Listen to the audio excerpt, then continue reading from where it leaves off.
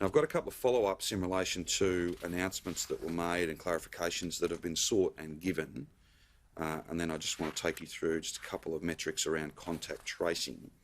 Firstly, learner drivers. You can practice driving if you are out for one of the 4 reasons. For example, driving to the supermarket. You cannot go out solely for the purposes of driving practice. Weddings, there is no 5-kilometre limit, but you cannot travel to regional Victoria for a wedding unless you are the celebrant and you are working. Apartment complex swimming pools. All pools, indoor or outdoor, at residential premises, including apartment complexes, are closed in the second step. Only outdoor pools at non-residential premises are open in the second step. Travel for childcare. Yes, you can travel across the metro border for childcare, but the restrictions follow you, so you are subject to step 2 restrictions when in regional Victoria. You should not travel unless you really need to. So it's about trying to make sure, again, we've got as little movement as possible from Melbourne into regional Victoria, because any movement of that nature potentially takes the virus from Melbourne into regional Victoria. I know regional communities have been very highly motivated to make sure that we limit that movement. That's why Victoria Police really have stepped up their efforts at those checkpoints, and of course it's now a couple of weeks old now that we've had a much more significant fine, an almost $5,000 on-the-spot fine, if you are found in regional Victoria and you do not have a lawful reason to be there.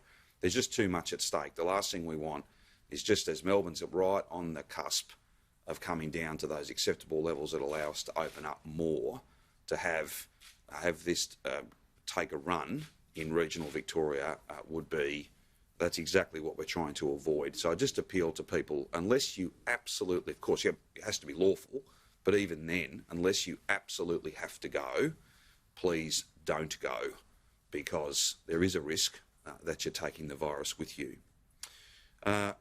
This is one of those lists that's been compiled because of a whole lot of different queries, so it's not necessarily a list of importance. But the next one on my list is cricket nets. Cricket nets can be used in public spaces so long as they do not require facilities beyond that. Other restrictions apply, including 2-hour time limit and, of course, the 5-kilometre travel limit. Dog groomers, particularly in relation to animal welfare issues, which have been raised with us consistently. In Metro Melbourne, that is only in retail stores, not from home. It can occur from home in regional Victoria. Painters. Simon will be pleased to, well, maybe not with the answer, but he'll be pleased that I've come back to him. Emergency repairs can take place at occupied properties. That means no interior design, no renos if the property is occupied.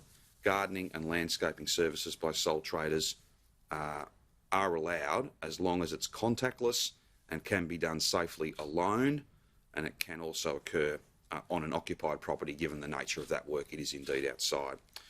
That, I think, is all I needed to do by way of update, and if there are any issues arising from that list, I'm not going to interpret it for you. I will again put it back to the public health team to give any further consideration to any matters arising from those which are essentially rulings or judgments that the public health team have made.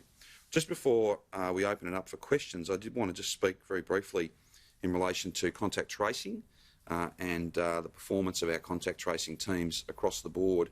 I can confirm for you that as at the 28th of September, no cases are awaiting that first contact.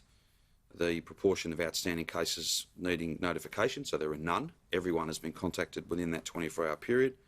The proportion of outstanding cases that require interviews, no cases are awaiting interview, so 100% have been interviewed. And indeed, I can further report that just under 80% of those interviews are conducted within 4 hours. So not 24 hours, within 4 hours. And finally, the last of those 3 metrics, which is to have contacted close contacts within 48 hours. No close contacts are awaiting notification. So that is a very significant performance, and that speaks pretty much to the trend over quite a few weeks now. We've seen, obviously, when you're not overwhelmed by literally thousands of cases, then this contact tracing team, like any contact tracing team across the world, are in a position to respond even more quickly, and that's exactly what they're doing. And that should give every Victorian significant confidence that because of investments, because of improvements, because of just the position we find ourselves in and the nature of the challenge, that continuous improvement will serve us well as we continue to open up. I would just make the point, whether it be Hallam, Colac or the Latrobe Valley, that's just 3 instances where partnership with the community and contact tracing has been just outstanding in terms of pulling up those outbreaks at much lower numbers than might otherwise have been the case. That's just 3 examples. There are, of course, many, many others. But I thought it was appropriate just to give you an update, as I have done before.